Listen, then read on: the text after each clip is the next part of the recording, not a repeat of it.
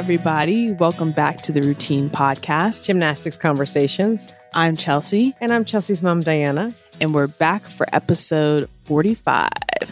And I feel so much more prepared for this show than I have been in the past couple of shows, Chelsea. I know, right? Mom's has her notes ready, laptop open. She is ready to talk NCAA gym. I have notes. I watched 3 on Friday, 1 on Saturday, and 1 on Sunday. So 5 meets from vault all the way to floor. Yeah. Every time a new meet was starting, I texted mom and she's like, okay, on it.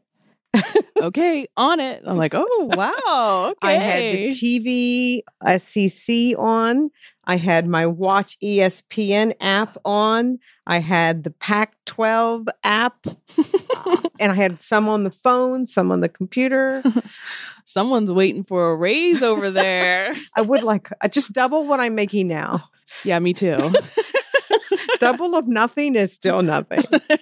Oh, but we have a good time together. Yeah. And this is the first time in a long time that we're sitting down in some microphones in our studio. One of our listeners, or I guess my friend who listens. Which is different than a listener. He is a listener. He is one of our listeners. He asked me the other day, where do you guys record this? What studio do you guys meet at? And I'm just like, oh, it's just in our house. In the basement. And he was so surprised. So that's good news for us. It does. But we are in the basement of the house, which I like to call our lower living area versus a basement.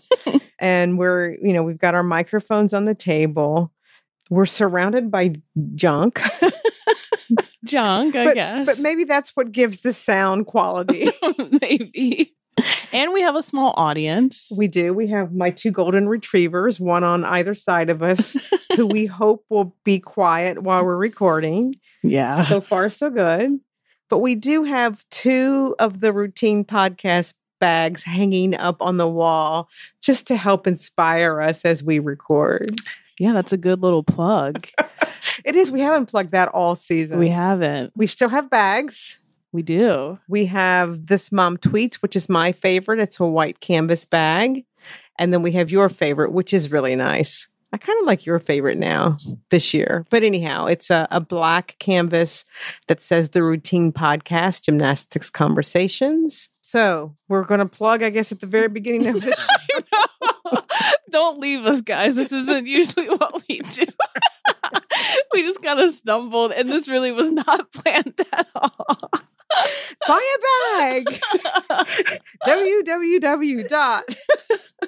But if you guys do want a bag and if you want to support us, visit our website and you can buy the bag online. And I still think we need to put more things in our store than those 2 bags, which has been on our list, but it's been a different season for us this year. Our list just keeps on growing. So hopefully we can start checking some things off. Maybe that's a summer thing that we do. Can you believe it? Season's halfway done. Oh, yeah. Is it more than halfway done or are we at the halfway point? I think we're about at the halfway mark.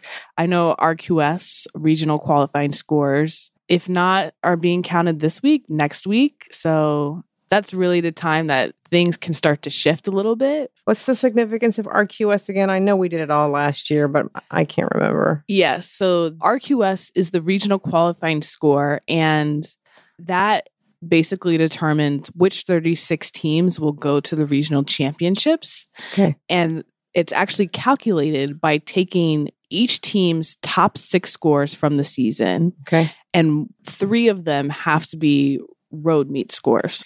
And then you take out the top score and average the remaining 5. And that's how you get your RQS. Gotcha. So to your whole point, that's why the meets now and in the future become really important, because those scores are being looked at to get the RQS for each athlete and each team. I guess it really depends more on the team. So if you did not so great in the beginning of season, you're able to not even count those scores as part of your final team score at the end of season. Got it. Okay. Well, hopefully, I can't promise you, but I'll try to remember that.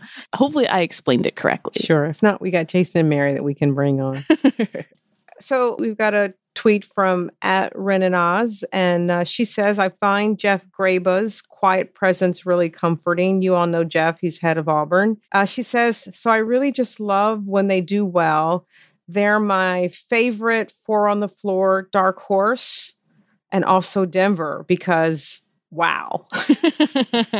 Yeah, Auburn has really just like been killing it on the side. And there's still only one loss, right? And that's against Florida. I think that they are definitely a dark horse for nationals this year. I do too. There's no doubt. We got a tweet from our resident commenter, Sam is a dancer, and she said, love this week's episode, plus the little shout out for Nessa Dickerson, who is killing it at ESPN. Sorry, I don't have any more cool friends, but we do hope that we can meet you at nationals. That would be great.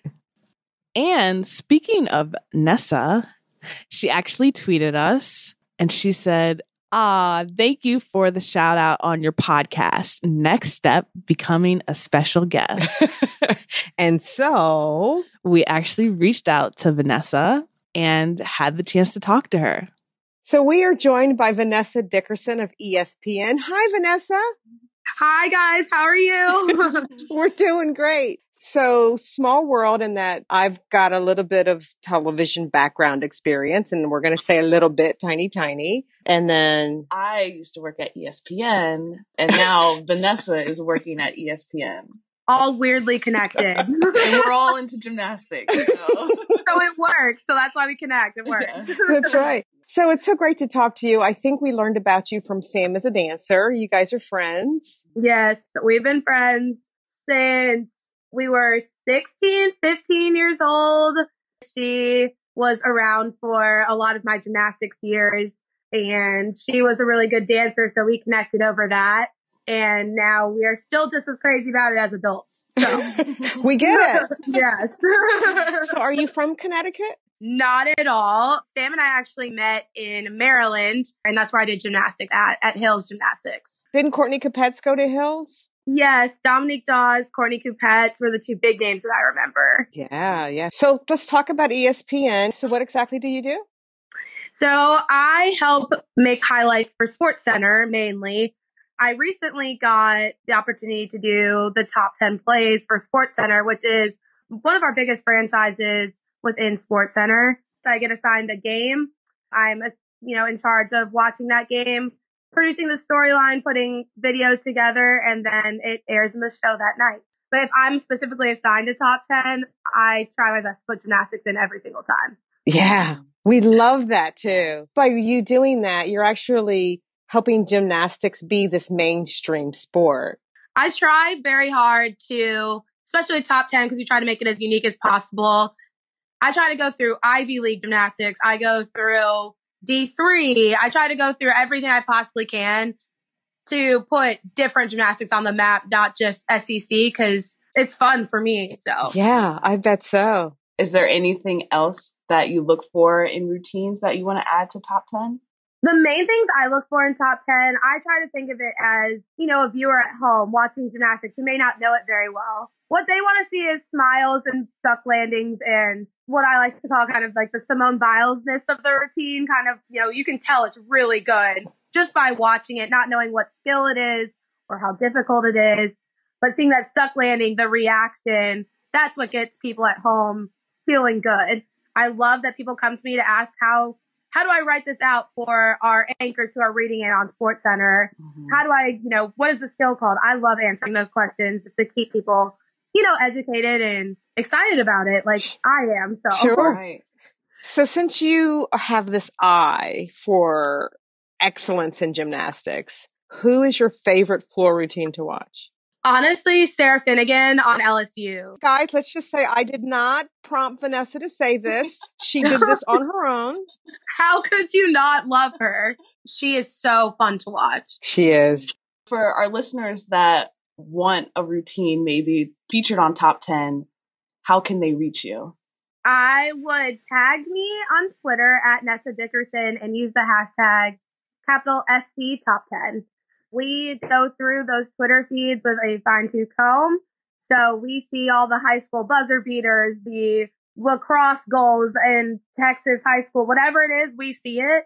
So if you guys just submit your stuff through there, someone will definitely see it. That's so good, Vanessa. I am so happy that you're doing this for the sport. Yes, I'm so glad too. So I'm going to keep doing it. All the good stuff you guys see, send it my way for sure. Absolutely. And let's stay in touch. Yes, I heard you guys are going to be at NCAA Nationals. I'll be there as well. You will? Samantha. So please reach out to us. We would love to be a part of whatever you guys are doing that weekend. Let us know. Oh, that sounds perfect, Vanessa. Thanks so much for talking to us. Of course. Thank you guys so much.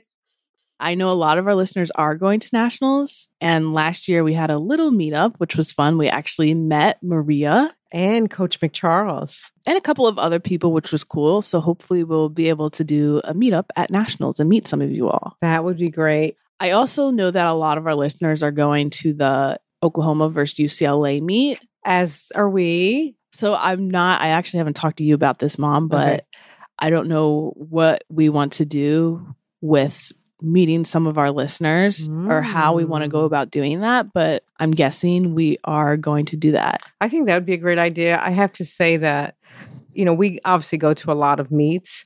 This is one that I'm really looking forward to. Mm-hmm. I always wanted to see an Oklahoma meet, right? And especially a meet at home. And the fact that we're going to go see the number 1 school in the country compete against the number 2 school in the country in Oklahoma is really exciting. And you know what I'm also really excited about is seeing Brenna at home as a senior. Yeah, hopefully she can do all around, fingers crossed. Yeah, even if she doesn't, I just, I'm a big fan of hers. Just like I'm also a big fan of Maggie, but I love watching Brenna perform. She's just kind of this quiet, unassuming way that she just goes out and kills it every week. So that's why I'm looking forward to it. And we get to see UCLA in person too. Yes. Because we haven't seen that since nationals. That should be really, really fun. We haven't seen Caitlin's floor. I'm looking forward to that. I'm actually looking forward to Nia. I know who you're looking forward to watching. Who? Kayla. Yeah. Right? She's been killing it, which I know we're not talking about meets yet, but she's been on fire. She really has. So I'm looking forward to that meet. Thank you, Nessa, for all you're doing at ESPN. Hopefully your hard work and your recognition will help to continue to grow the sport. And I think we've got a, special feeling for Vanessa and ESPN because that was Chelsea's very first job. I know, right? I always feel like so lame whenever I say like, oh yeah, that was my first job. Because people are usually like, oh, I worked at McDonald's. Oh, I was a waitress. Oh, I worked at ESPN. It's so true because most kids have to get a job, while they're in high school, right? But when you're a gymnast, we don't have you get a first job because gymnastics is your job. Yeah. Right. And I think you loved it there. It was honestly one of the best jobs I've had. So now it's the moment Mom has been waiting for. She's pulling out her notes. Get my notes in order here. I've got 3 pages of notes. I'm actually going to let Mom direct this conversation this week. Sarah Finnegan. Oh, never mind. Card revoked.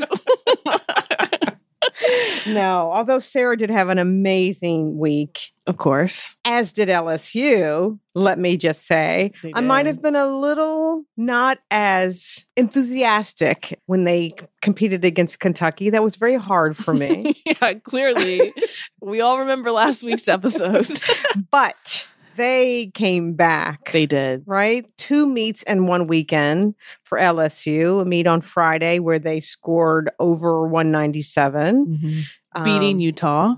It was very close. Right?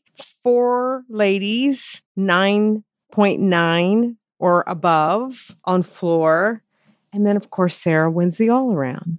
Yeah, but what else did Sarah do? At Friday? She got a perfect score on vault, a 995. Yes, she did. I totally forgot about that. I don't know. People have been saying, like, does this count as the Grand Slam? Because she's gotten a 10 on bars, beam, floor. and kind of vault. It's a Yes. perfect score, Right. but it's not the 10. Right. So I think it counts. I do think too. it counts. I do too. So that was Friday. And then, of course, they competed on Sunday. A little worried because there's not a lot of rest time, but you couldn't tell at all. And they had pretty much the same lineups. They did. Which was interesting. They did. But they did really, really well against Missouri. Missouri had a not so good meet. I mean, they did fine, but I think towards the end, you could tell that it was their second meet in a weekend as well. Yeah. But LSU was great fun to watch.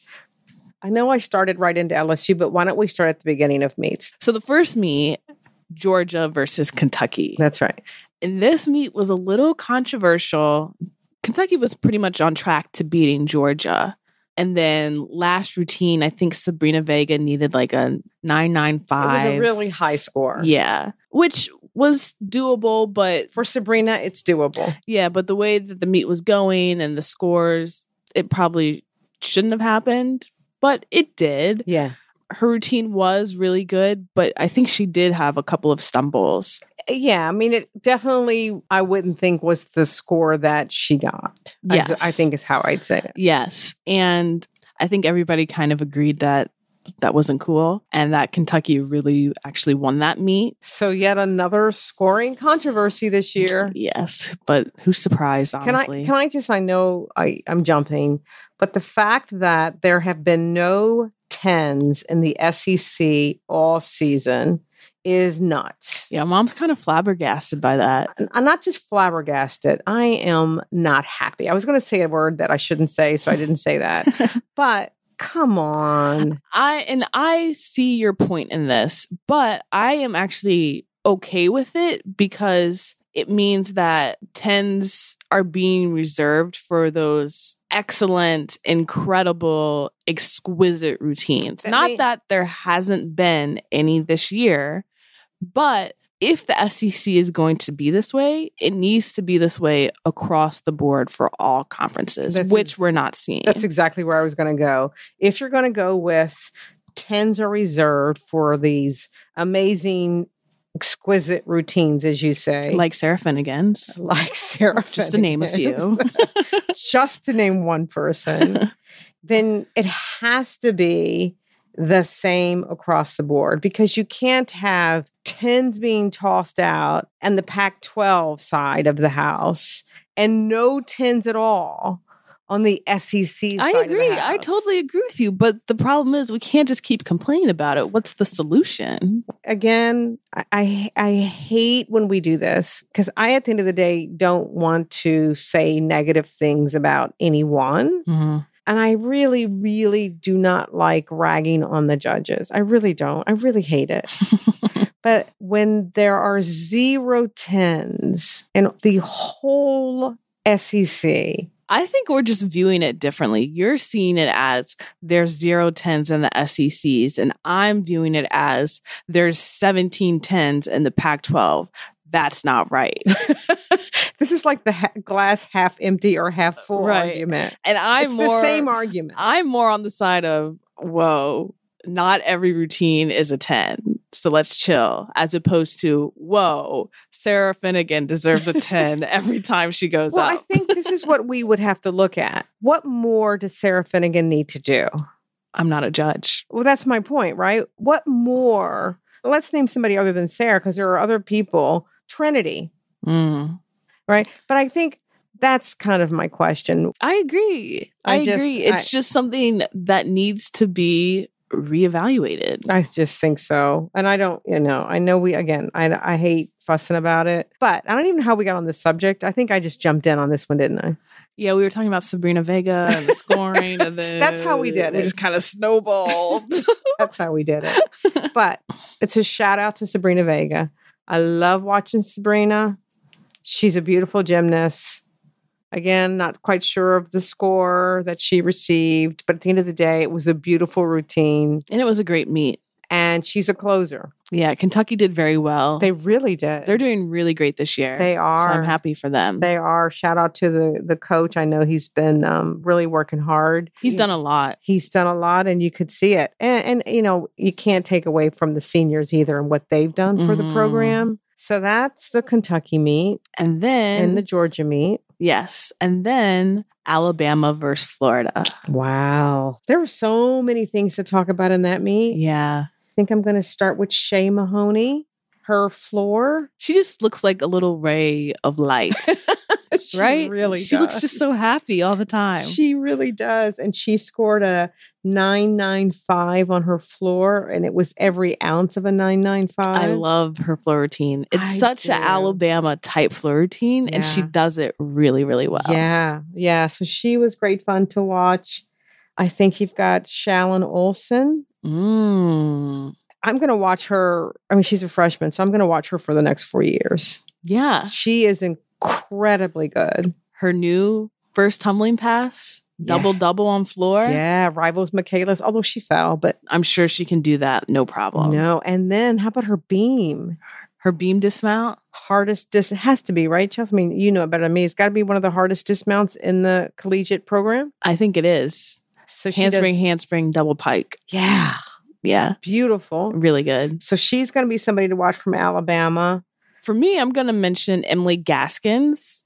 She's a really pretty gymnast, and I think she has a bright future at Alabama. And she also was put into the floor lineup, and she had the signature Sweet Home Alabama floor music. Yeah, the intro. Yeah. And I really, really like that. And I can only imagine how loud it gets in the Coleman Coliseum when that starts playing. Do they normally always somebody has that song in their routine? Do you know? I don't think every year. Okay. But every couple of years somebody does. It completely fits. You have to be able to pull it off. And she does. Yeah, she totally does. She absolutely does. And then the other person I'm going to mention is Lexi Graber.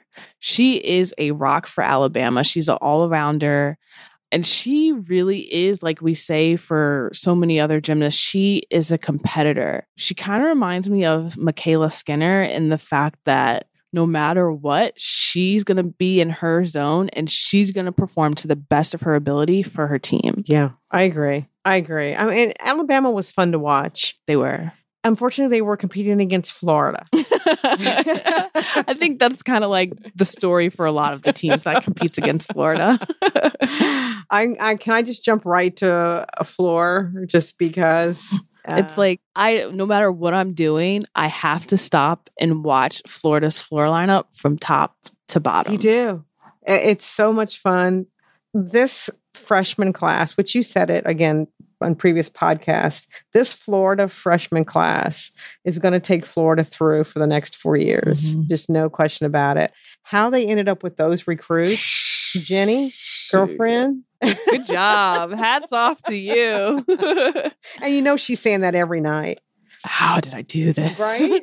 And the thing that I think is also interesting is you said it again on the podcast when we were at LSU. When Florida goes to beam, it's like they are so not nervous. Mm-hmm. They are just so calm. Yeah. And I think that's what makes them do well. A lot of times when you overthink the situation, things don't go as planned. But when you're calm, you do things like you do it in practice every day. It just comes. Yeah, it's like they are looking forward to doing things. Yeah, that's true. Right? Most teams, when they go to beam, it's like they're bracing for it. It's daunting. Yeah. But Florida's like, hey, it's another event. This is what we're good at. And I have to give a shout out to freshman Leah Clapper. She was the anchor on beam. And Amelia fell earlier in the lineup. I know. Can you believe Amelia never falls? I know. It like hurt her. Yeah, you could tell. It took her by surprise. Yeah. But Leah came in and nailed her beam set. Yes, she did. So good job, Leah. Yeah. And of course, we can't talk about Florida without talking about Trinity. So good. The broadcast showed a little snippet of her other sports that she did in her senior year, one of which included diving. So they had video of her diving, and she's a great diver. Yeah. That was such a cool little story because so often gymnasts are just gymnasts. We don't do other sports. But the fact that in her senior year of high school, she tried 2 other sports is so cool. Remember how I always try to get you in other sports? Do you remember that? I know this isn't about you, and we might have shared this before. I play tennis. And we've definitely told this story before. Okay, I'm just going to tell it one more time. And so I always wanted Chelsea to be a tennis player. And so she'd be playing tennis. And instead of like hitting the ball with the racket, Chelsea was doing cartwheels. Whatever. She'd put the racket down and literally do cartwheels and round-offs on the tennis courts. And I kept trying to get her to practice and keep her to do it. And I would have like private lessons and everything. I'd pay money, good money, to have this child learn tennis. Because again, Chelsea's like 5'8", so she'd be a really good... And our family is like a tennis family. And so I just remember we had done this, I don't know, I would say maybe a week, maybe 2 weeks. I doubt 2 weeks because I don't think we would have ever gotten it to 2 weeks. And Chelsea hates being outdoors. Oh my gosh. It would always be so hot. So she just kept bugs and everything. I just can't do it. So we're walking off the court and the private lesson coach, of course, that we're paying good money for, says to me as we walk off the court, you're kind of wasting your money here, right? Not because I was bad. Okay, let's just say that. And so how bad it has to be. What did you say when he said that? I said, I kind of do. He's like, okay. I'll keep teaching her if you want. But oh my gosh, we tried every sport there was. I did actually. But I think the difference between that and what Trinity did is that I was pretty young. Yeah. So this was her senior year. Yeah. So she kind of knew what she was doing and the importance of trying other sports. Well, she had already made the nationals team. Right, exactly. So let's try and do another amazing thing in sports. And she also did track and field. The show also talked about how she got the chance to run the 4x4 relay with her sister. Which is so cool. And got to pass the baton to her sister. Yeah, that's awesome. Yeah. So that was really good. So hats off to Trinity. I really, really look forward to watching her for the next 4 years. Florida's going to be like how they were, I forget the exact year, probably like 2014. With Keitra and Bridget. So anyhow, Unstoppable. That was Florida. It was good meet. Really good meet. Really good meet. A couple of things I wanted to mention. Denver has really been killing it this year. This past weekend, they had their second highest score in team history. Wow. With a 197.625. That's a high score. Really, really good. I'm hoping I'll be able to see a Denver meet. Is this where our good friend Lindsay is at? Our good friend Lindsay Brown. Hi, Lindsay. Who we met. And Lindsay's mom. Yes. And her brother. And Lindsay's brother. Who we met at Nationals last year. Sure.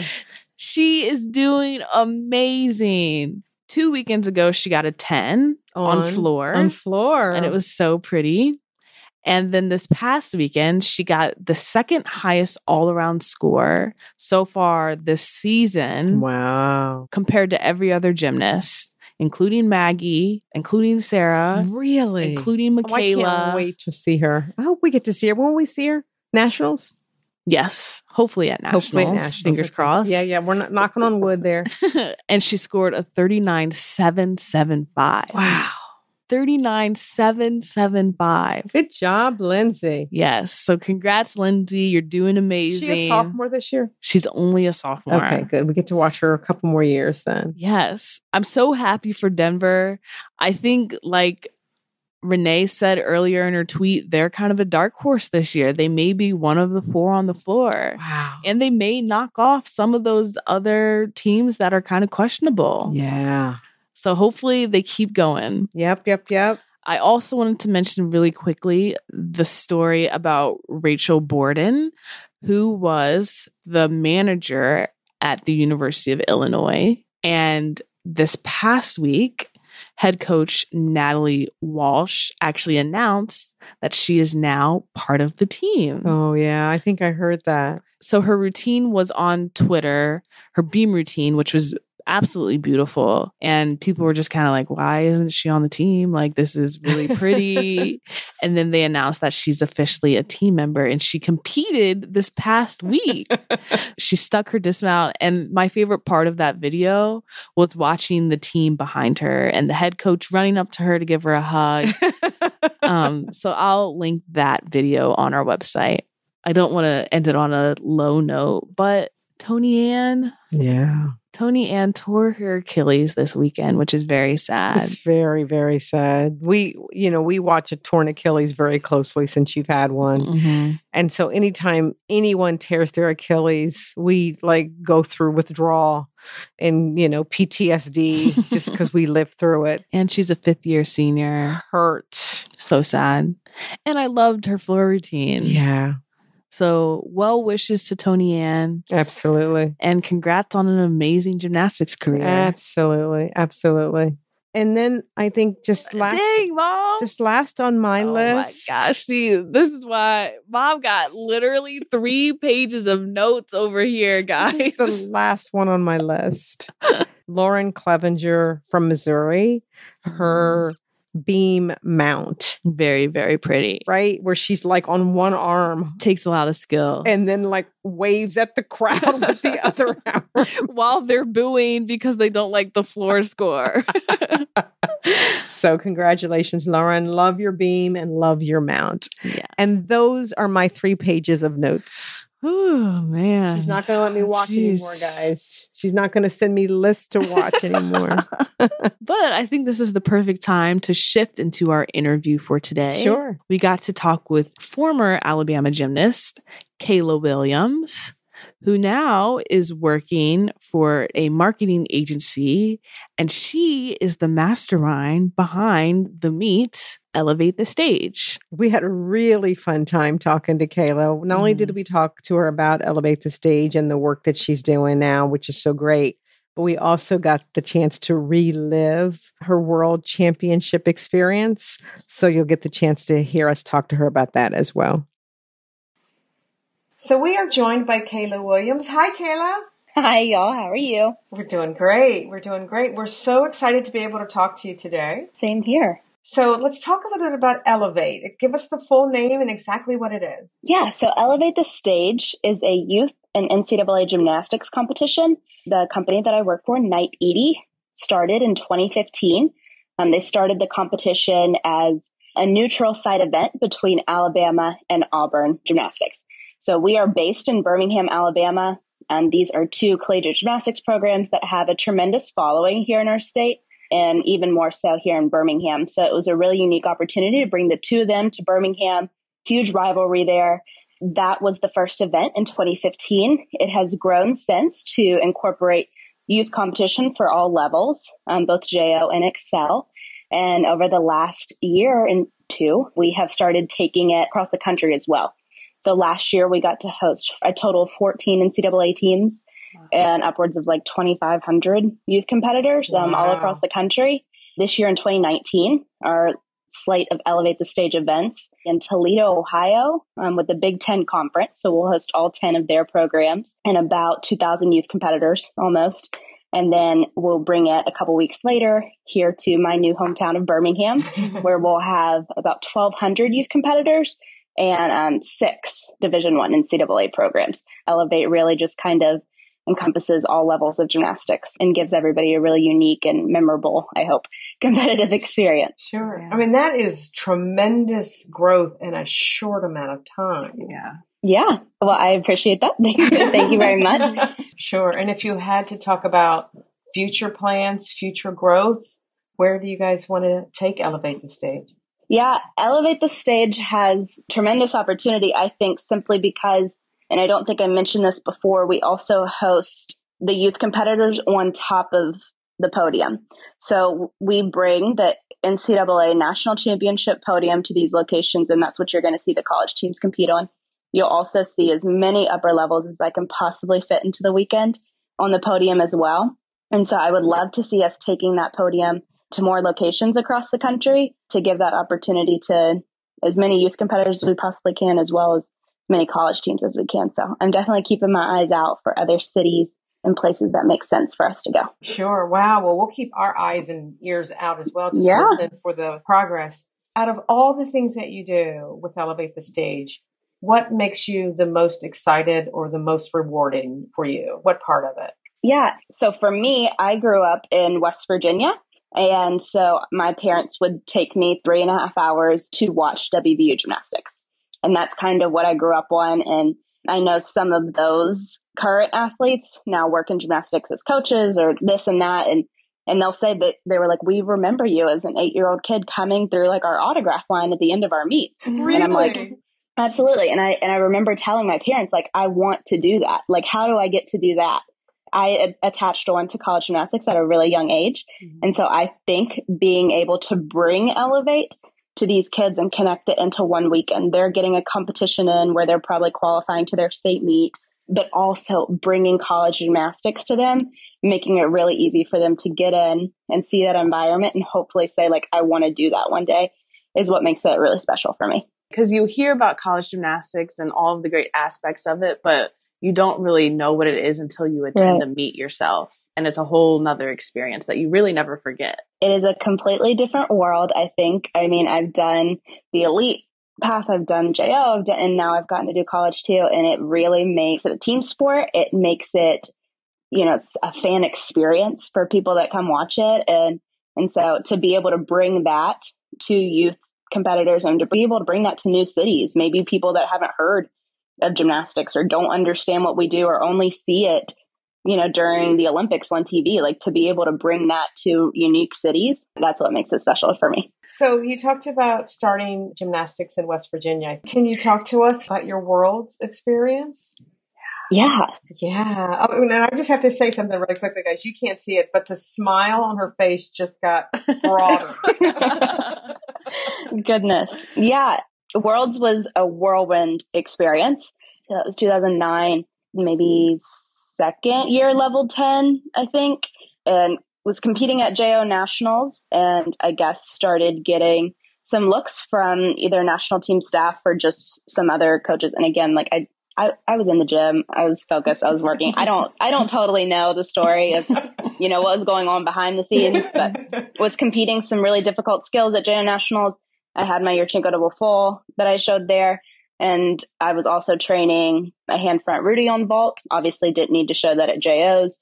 I mean, I had a floor routine that probably had like 3-4 E-passes in it. So, you know, not the average routines that you were seeing at JOs. Got a couple looks, ultimately got invited to a developmental camp shortly thereafter and got the nod of approval. Like, yes, she needs to be testing elite. Like, she needs to be making these moves. So I remember testing elite at Parkettes. Wow. And again, this is kind of capping off, you know, a full JO season. So I never stopped from the time I started that level 10 JO season to the time I finished Worlds, which would have been like that following October. I didn't stop competing, whether it was JO, elite qualifier, going to camps, and eventually getting that Worlds assignment. Wow. It was just nonstop. And that's why I say it's a bit of a whirlwind, because I just kept going. Qualified elite, qualified to championships, ended up making the national team, invited to world selection camp.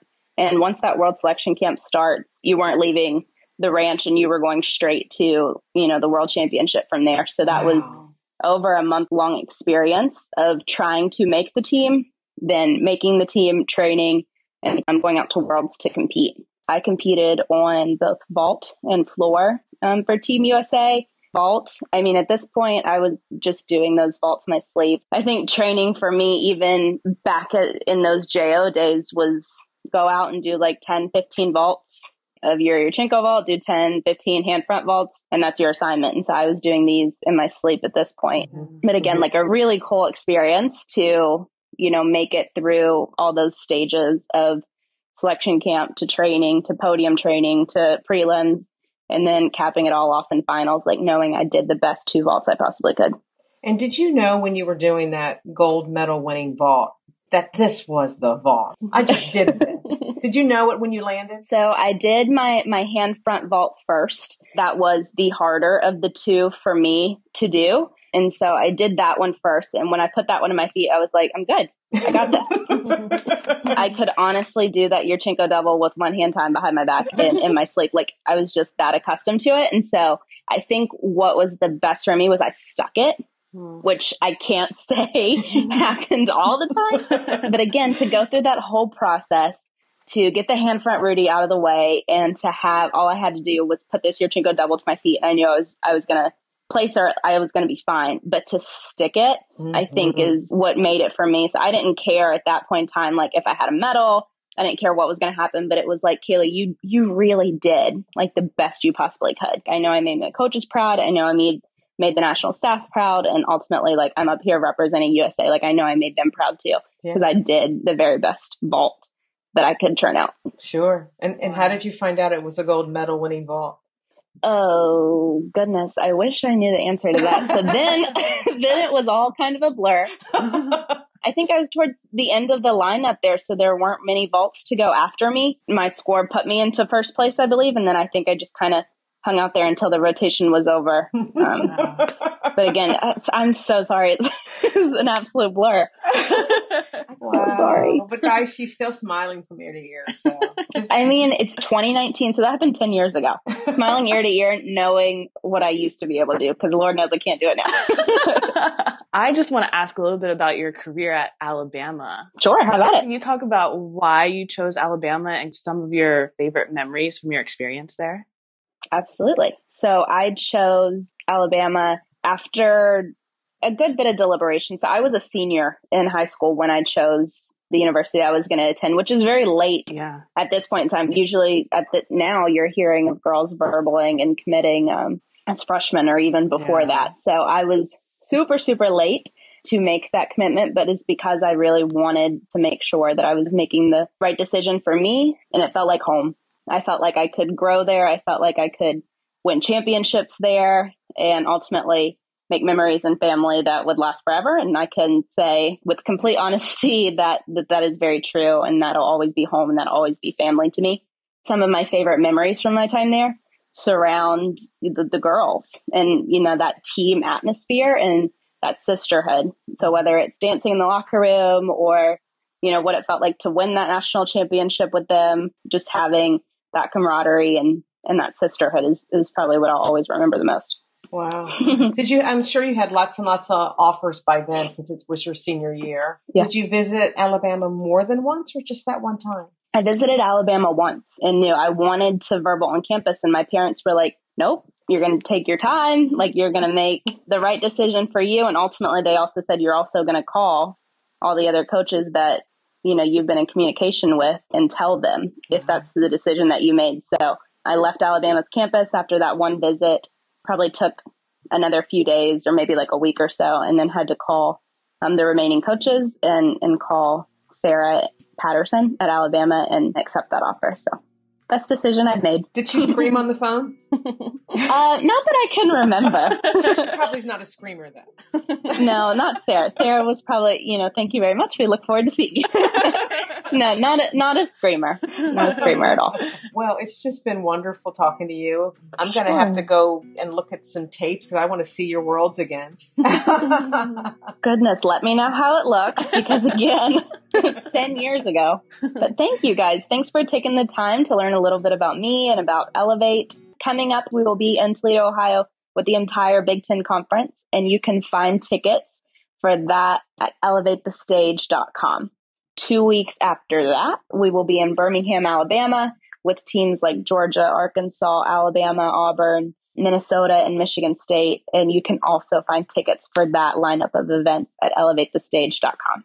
Would love to see you guys at one of the events. So holler if you're nearby. Would love to have you guys there. Sure. And let us know when you come to the East Coast. Definitely. Kayla, thanks so much for talking to us today. Yeah, thank you guys.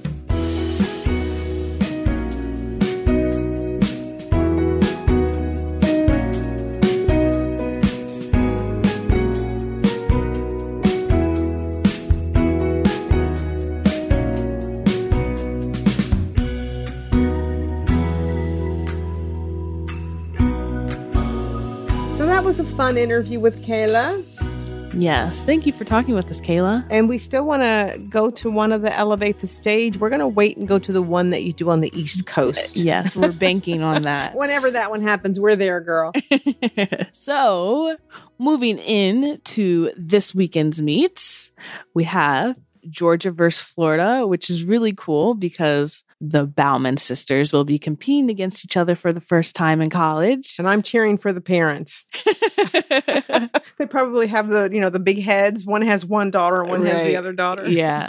So that should be a really fun meet to watch. And then also one of my annual favorite meets is UCLA will be at Utah. It's going to be a big rivalry. Whoo, the last time they were at Utah, it got a little heated. It got a little questionable, but it was really, really good. So hopefully everyone is able to watch that meet. It's going to be really amazing. I think so too. Especially with all the Utah fans. Who are you going to cheer for? Really, Mom? Okay. She's UCLA. I'm cheering for Michaela. And of course, I know there are other persons on the team besides Michaela. I'm cheering for Utah. Okay. It should be really good, though, regardless of whoever wins. And I think it's been a couple of years since anyone has beaten Utah at home. Even last year, huh? Yeah. They beat UCLA last year? No, but they were at UCLA. Oh. So on home turf, they haven't been beaten. Wow. They're gearing up right now. I know. They're practicing, working on their sticks. Right now. So it's going to be a great weekend of meets, Chelsea. Don't forget to send me the list of meets that I should watch. Oh, man. Maybe Mom will come in with 5 pages of notes next week. But it was really a fun week of meets. It really was. And I feel like everything was kind of spaced out nicely. So it wasn't like all the meets on Friday that were all at the same time. So, well, it was fun for me because LSU competed twice. Of course. I got to watch Sarah 8 times. So if you guys like what you're hearing, be sure to give us 5 stars on the Apple Podcast app and make sure you subscribe so you never miss an episode. Also, leave us a comment if you like what you're hearing. And to continue the conversation with us, you can tweet us at Routine Podcast. You can email us at info@theroutinepodcast.com, or you can leave us a voicemail on our website, theroutinepodcast.com. And to do that, you go to the top of the page. The navigation says, be a part of the conversation. Scroll to the bottom. You'll see a microphone. Click the microphone and you leave us a voicemail. Yes. Who was our guy that was like doing it all the time? Erky. Where's Erky? Erky, where you been at? Hey, Erky, we're going to be heading to watch UCLA. As you say, the national champions. In a couple weeks here. Yeah, I don't know if he lived in California. I think he does. Oh, okay. He might even go to Utah. He might even go to Oklahoma. Who knows? Maybe. Let us know, Erky. Leave us a voicemail. We're waiting. I don't know who has the voicemail crown right now. I think it's still Erky. Erky's the master of the voicemails. But we hope you guys enjoy the week, and we'll see you guys next week. Bye. Bye.